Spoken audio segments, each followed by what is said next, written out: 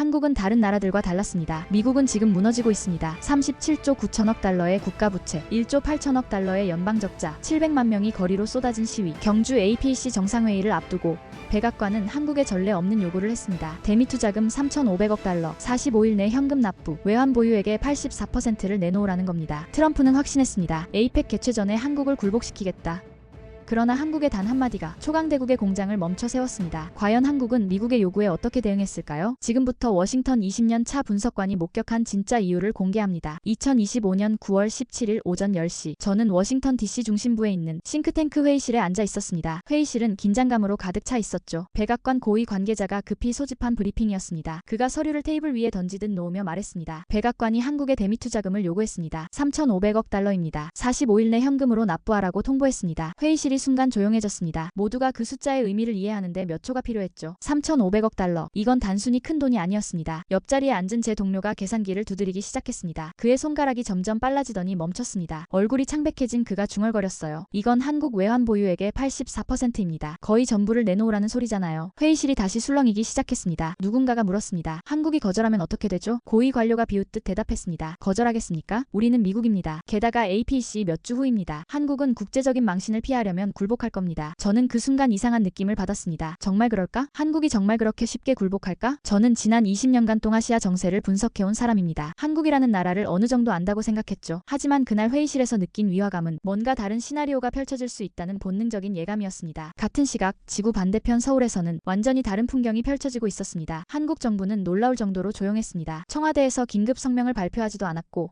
외교부 대변인이 기자회견을 열지도 않았습니다. 언론은 에이펙 준비 소식만 차분하게 보도했죠. 경주 컨벤션 센터의 준비 상황, 정상들의 일정, 교통 통제 계획 같은 것들이었습니다. 시위도 없었습니다. 격렬한 반미 성명도 없었습니다. 국회에서 긴급 청문회가 열리지도 않았습니다. 저는 한국 언론 사이트들을 샅샅이 뒤졌지만 미국의 요구에 대한 기사는 단 한 줄도 찾을 수 없었습니다. 이상했습니다. 만약 이게 미국이었다면 어땠을까요? 3,500억 달러 요구가 들어왔다면 뉴욕타임스, 워싱턴 포스트가 일면 톱으로 다뤘을 겁니다. CNN은 24시간 특집 방송을 내보냈을 거고요. 의회에서는 긴급 청문회가 열렸을 겁니다. 공화당은 정부를 비난하고 민주당은 방어하고 전국이 이 문제로 들끓었을 겁니다. 하지만 한국은 달랐습니다. 3,500억 달러라는 천문학적인 요구를 받았는데도 침묵했습니다. 그저 일상적인 업무를 지속했죠. 에이펙 준비는 계획대로 진행됐고 공무원들은 평소처럼 출근했고 언론은 조용했습니다. 저는 노트북 앞에 앉아 계속 생각했습니다. 왜 한국은 이렇게 조용한 걸까? 두려워서일까? 아니면 다른 계획이 있는 걸까? 저는 그 답을 찾기 위해 다음 며칠을 긴장 속에서 지켜봤습니다. 백악관은 한국의 공식 답변을 기다렸습니다. 워싱턴의 외교가들은 모두 한국의 반응에 주목하고 있었죠. 한국이 어떤 방식으로든 답을 해올 거라고 모두가 예상했습니다. 항의 성명이든 협상 제안이든 뭔가 공식적인 반응이 나올 거라고요. 하지만 답변은 오지 않았습니다. 한국 대사관은 조용했고 외교 채널은 침묵했습니다. 대신 이상한 뉴스들이 하나둘씩 나오기 시작했습니다. 먼저 포스코에서 발표가 나왔습니다. 미국 철강 공장 납품 일정 재검토 착수. 그 다음날 삼성전자 소식이 나왔습니다. 미국 파운드리 공장 투자 보류 검토. 이틀 뒤에는 LG에너지솔루션 발표가 있었습니다. 북미 배터리 공장 확장 연기 가능성. 백악관 관계자들은 당황하기 시작했습니다. 저도 상황을 파악하려고 했지만 도무지 이해가 되지 않았죠. 한 백악관 참모가 제게 전화를 걸어왔습니다. 이게 대체 뭡니까? 협상입니까? 보복입니까? 저는 대답할 수 없었습니다. 한국 정부의 공식 입장은 여전히 없었으니까요. 성명도 발표도 논평도 없었습니다. 하지만 한국 기업들의 행동은 점점 더 명확해지고 있었습니다. 저는 상황을 제대로 파악하기 위해 직접 발로 뛰기로 했습니다. 저는 오하이오주 러스트벨트 지역의 한 철강 공장에 전화를 걸었습니다. 공장장이 전화를 받았는데 목소리가 다급했습니다. 당신도 포스코 때문에 전화한 겁니까? 지금 난리가 났습니다. 포스코가 특수강 납품 일정을 재검토한답니다. 이게 무슨 뜻인지 아십니까? 저는 조심스럽게 물었습니다. 재검토가 정확히 무슨 의미냐고요. 공장장의 목소리가 떨렸습니다. 우리 공장은 2주 안에 멈춥니다. 포스코 특수강 없이는 하루도 못 버팁니다. 우리가 만드는 건 자동차 핵심 부품용 특수강입니다. 포스코 소재가 들어와야 가공이 가능합니다. 저는 다시 물었습니다. 대체 공급처를 찾을 수는 없냐고요. 공장장이 비웃듯 말했습니다. 대체제요? 포스코급 특수강을 만드는 곳은 전 세계에 둘뿐입니다. 하나는 한국 포스코, 하나는 일본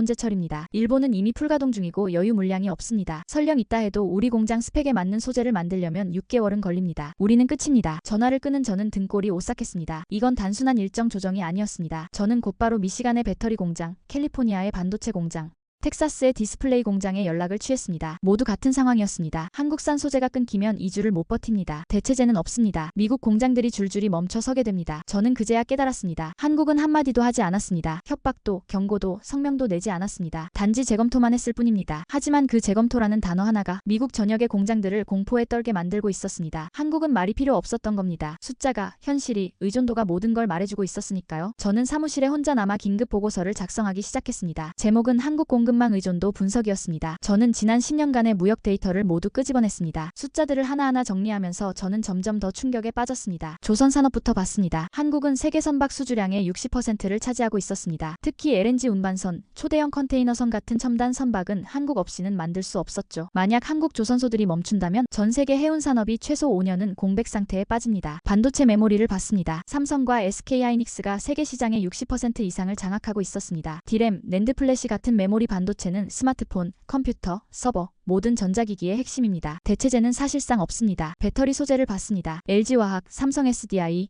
SK온이 북미 전기차 공장이 30%의 소재를 공급하고 있었습니다. 양극재, 음극재, 분리막, 전해액 모두 한국산입니다. 이것들이 끊기면 미국의 전기차 공장들은 2주 안에 라인을 멈춰야 합니다. 특수강을 봤습니다. 포스코의 고강도 특수강은 미국 자동차 산업의 핵심 소재입니다. 차체 프레임, 핵심 부품에 들어가는 특수강은 포스코가 아니면 만들 수 없는 스펙들이 많았습니다. 저는 계산기를 두드렸습니다. 숫자는 냉정했고 명확했습니다. 미국은 한국 없이 2주를 버틸 수 없습니다. 반면 한국은 미국 없이도 유럽, 중동, 동남아시아, 남미 시장이 있습니다. 저는 보고서 마지막에 이렇게 썼습니다. 미국과 한국의 관계는 대칭적이지 않습니다. 미국은 한국을 필요로 하지만 한국은 미국만을 필요로 하지 않습니다. 이것이 이번 갈등의 본질입니다. 의회에서 긴급 청문회가 열렸습니다. 상원 외교위원회 회의실은 기자들과 방청객들로 가득 찼습니다. 공화당 의원이 먼저 발언했습니다. 한국을 더 강하게 압박해야 합니다. 우리는 동맹국입니다. 동맹국이라면 분담금을 내야 합니다. 이건 당연한 요구입니다. 민주당 의원이 반박했습니다. 그렇게 압박했다가 공장들이 멈추면 어쩌려고 그럽니까? 오하이오, 미시간, 텍사스 공장들이 이미 비상 상황입니다. 2주 안에 생산 라인이 멈출 수 있습니다. 누가 책임질 겁니까? 공화당 의원이 목소리를 높였습니다. 그럼 계속 당하고만 있자는 겁니까? 한국이 우리를 협박하는 걸 보고만 있자는 겁니까? 민주당 의원도 지지 않았습니다. 협박이 아니라 비즈니스입니다. 한국 기업들은 리스크를 재검토하는 겁니다. 정당한 기업 활동입니다. 청문회는 4시간 동안 계속됐지만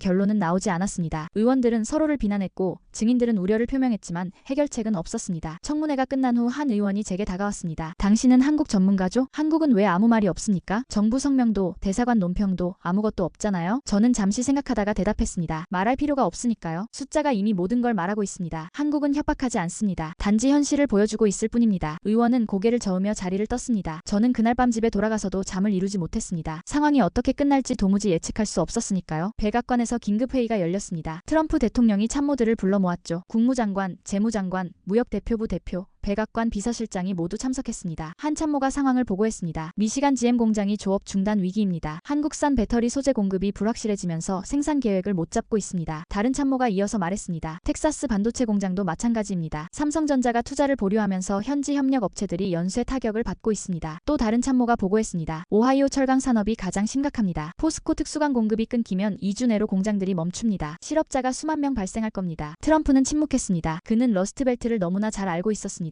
오하이오, 미시간, 펜실베이니아 이곳들은 그의 핵심 지지층이었습니다. 2016년 선거에서 이 지역들이 그를 대통령으로 만들어줬죠. 2020년 선거에서 이 지역들을 잃으면서 그는 백악관을 떠나야 했습니다. 2024년 선거에서 다시 이 지역들을 되찾으면서 그는 백악관으로 돌아왔습니다. 러스트벨트 노동자들의 지지 없이는 그는 아무것도 아니었습니다. 그런데 지금 그 노동자들의 일자리가 위험에 처했습니다. 한국 때문에 트럼프는 선택해야 했습니다. 첫 번째 선택, 3,500억 달러 요구를 끝까지 밀어붙인다. 한국이 굴복할 때까지 압박한다. 하지만 그 과정에서 공장들이 멈추고 노동자들이 일자리를 잃고 러스트벨트가 분노한다. 다음 선거에서 지지층을 잃는다. 두 번째 선택, 요구를 철회한다. 공장들은 돌아가고 노동자들은 안심한다. 하지만 체면이 깎인다. 미국 대통령이 한국 앞에서 무릎을 꿇었다는 비난을 받는다. 정치적으로 큰 타격을 입는다. 트럼프는 이틀 동안 고민했습니다. 참모들은 의견이 갈렸습니다. 강경파는 첫 번째를 주장했고 온건파는 두 번째를 주장했습니다. 결국 트럼프는 제3의 선택을 했습니다. 백악관 공식 성명이 발표됐습니다. 대통령은 에이펙 정상회의에 불참합니다. 국내 현안 처리를 우선합니다. 의회 예산안 협상에 집중해야 합니다. 표면적 이유는 그랬습니다. 하지만 워싱턴의 모든 사람들이 진짜 이유를 알고 있었습니다. 트럼프는 경주에 갈 수 없었습니다. 한국 앞에서 무릎을 꿇는 모습을 보일 수 없었습니다. 3,500억 달러 요구를 철회하는 것도 굴욕이지만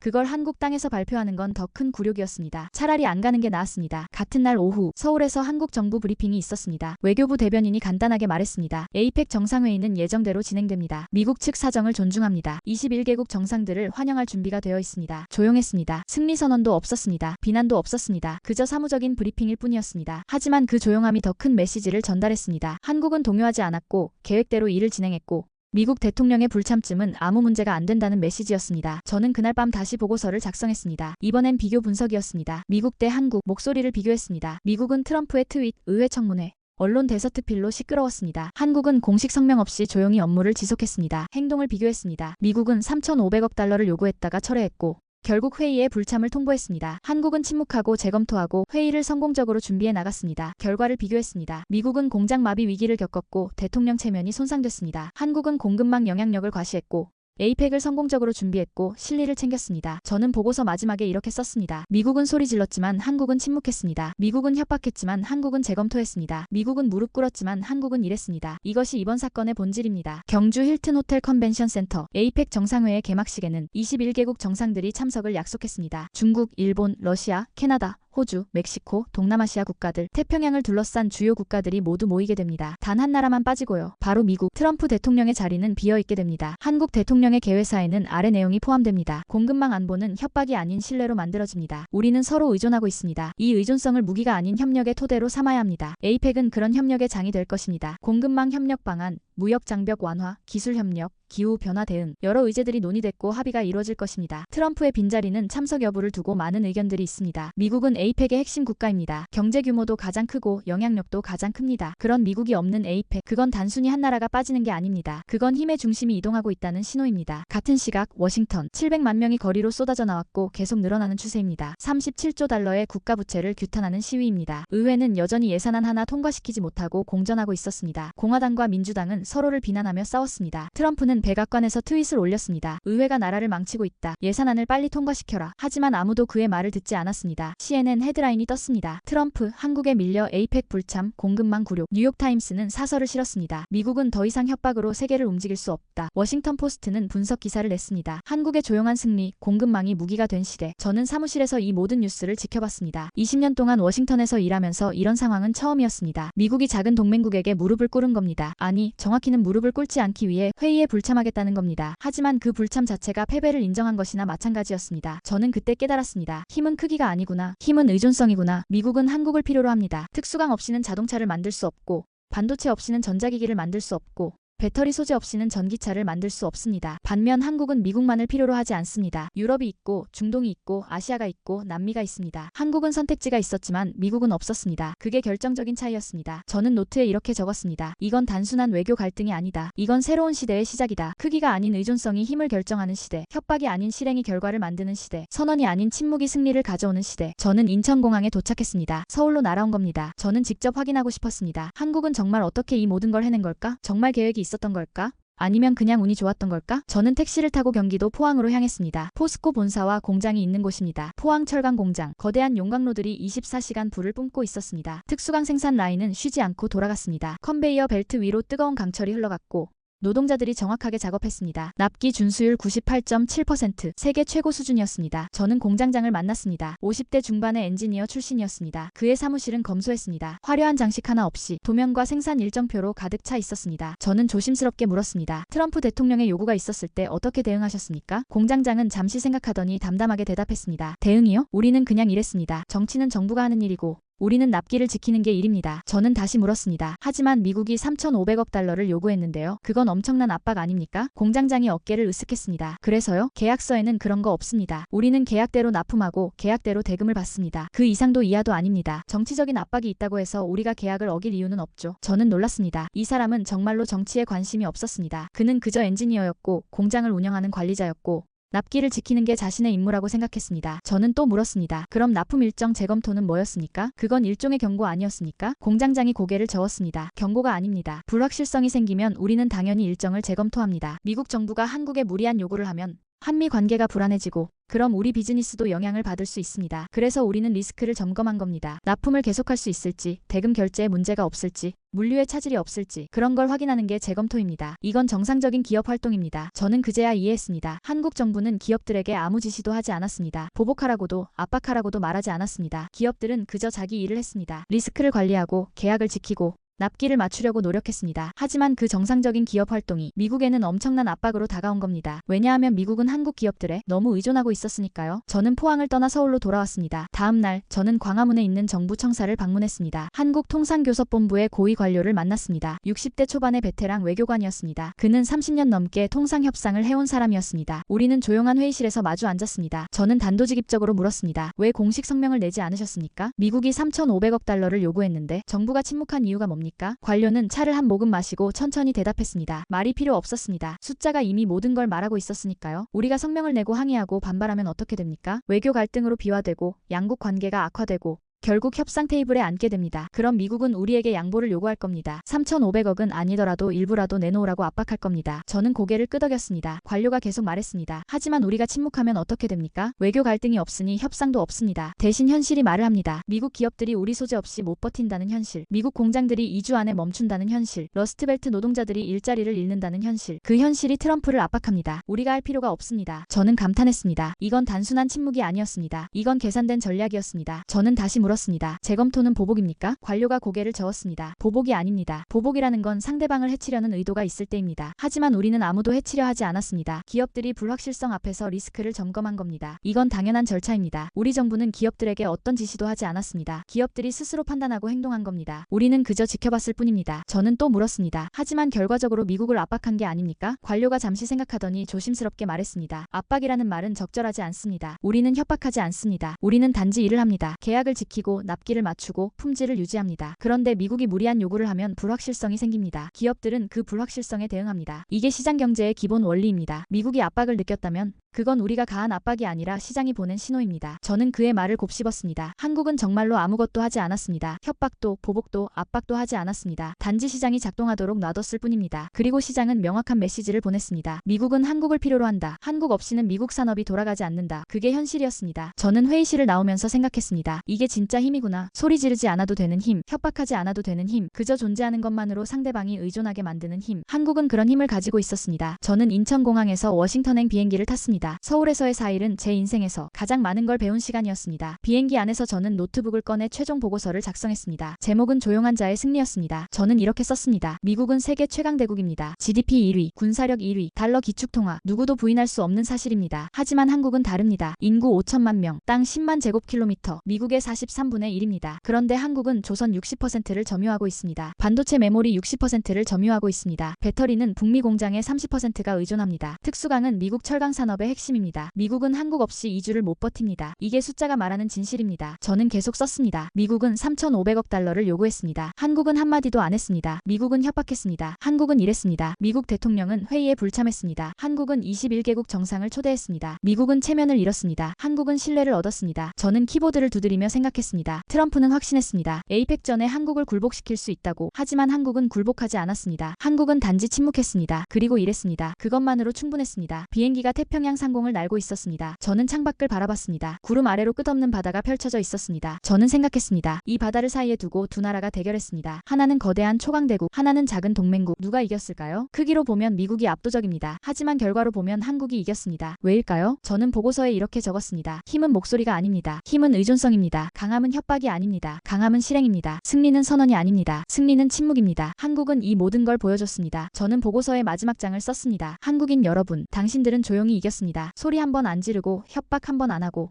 단지 약속을 지키고 일을 하고 납기를 마쳤습니다. 그것만으로 초강대국을 무릎 꿇게 만들었습니다. 자부심을 가지세요. 당신들은 새로운 시대를 열었습니다. 크기가 아닌 가치로 평가받는 시대, 협박이 아닌 신뢰로 관계를 맺는 시대, 선언이 아닌 실행으로 결과를 만드는 시대. 그 시대의 선두에 당신들이 서 있습니다. 비행기가 워싱턴 덜레스 공항에 착륙했습니다. 저는 노트북을 닫고 짐을 챙겼습니다. 공항을 나오니 워싱턴에 차가운 바람이 불었습니다. 10월의 워싱턴은 을씨년스러웠습니다. 낙엽이 거리를 뒹굴었고 하늘은 잔뜩 흐렸습니다. 저는 택시를 타고 사무실로 향했습니다. 동료들이 저를 기다리고 있었습니다. 서울은 어땠어요? 한 동료가 물었습니다. 저는 잠시 생각하다가 대답했습니다. 놀라웠습니다. 한국 사람들은 정말 다르더군요. 다른 동료가 물었습니다. 뭐가 다른데요? 저는 천천히 말했습니다. 그들은 소리 지르지 않습니다. 협박하지 않습니다. 그냥 일합니다. 하지만 그 일이 세계를 움직입니다. 동료들이 고개를 가우뚱했습니다. 저는 계속 말했습니다. 미국은 목소리가 큽니다. 트럼프는 트윗하고 의회는 청문회하고 언론은 떠들어댑니다. 하지만 결국 무릎 꿇은 건 우리입니다. 한국은 조용합니다. 정부는 성명 안 내고 기업은 그냥 일하고 언론은 차분합니다. 하지만 이긴 건 그들입니다. 한 동료가 물었습니다. 어떻게 그럴 수 있죠? 저는 웃으며 대답했습니다. 의존성입니다. 우리가 그들을 필요로 하는 만큼 그들은 우리를 필요로 하지 않습니다. 그게 전부입니다. 사무실은 조용해졌습니다. 모두가 제 말을 곱씹고 있었습니다. 저는 자리에 앉아 보고서를 출력했습니다. 조용한 자의 승리. 이 보고서는 워싱턴 전역에 배포될 겁니다. 백악관, 국무부, 국방부, 의회 모두가 이 보고서를 읽을 겁니다. 그리고 깨달을 겁니다. 세상이 바뀌었다는 걸, 더 이상 크기가 힘이 아니라는 걸, 의존성이 진짜 힘이라는 걸. 저는 창밖을 바라봤습니다. 워싱턴의 거리에는 여전히 시위대가 있었습니다. 국가 부채를 규탄하고 정부를 비난하고 변화를 요구했습니다. 하지만 아무것도 변하지 않을 겁니다. 미국은 여전히 크고 여전히 강하고 여전히 목소리가 클 겁니다. 하지만 미국은 더 이상 세상을 마음대로 움직일 수 없습니다. 왜냐하면 세상이 미국만을 필요로 하지 않으니까요. 저는 노트에 마지막 문장을 적었습니다. 조용한 자가 이깁니다. 일하는 자가 이깁니다. 신뢰받는 자가 이깁니다. 한국은 그걸 증명했습니다. 2025년 10월 경주 에이펙 사태. 이건 단순한 외교 갈등이 아니었습니다. 이건 새로운 시대의 서막이었습니다. 그리고 저는 그 역사적 순간을 목격한 증인이었습니다. 워싱턴 20년 차 분석관으로서 저는 이렇게 기록합니다. 2025년 10월 한국은 침묵으로 미국을 이겼습니다. 소리 한 번 지르지 않고 협박 한 번 하지 않고 단지 일만 했습니다. 그것만으로 세상을 바꿨습니다. 조용한 자의 승리. 이것이 우리 시대의 교훈입니다. 영상에 공감하셨다면 구독과 좋아요 눌러서 응원해주세요.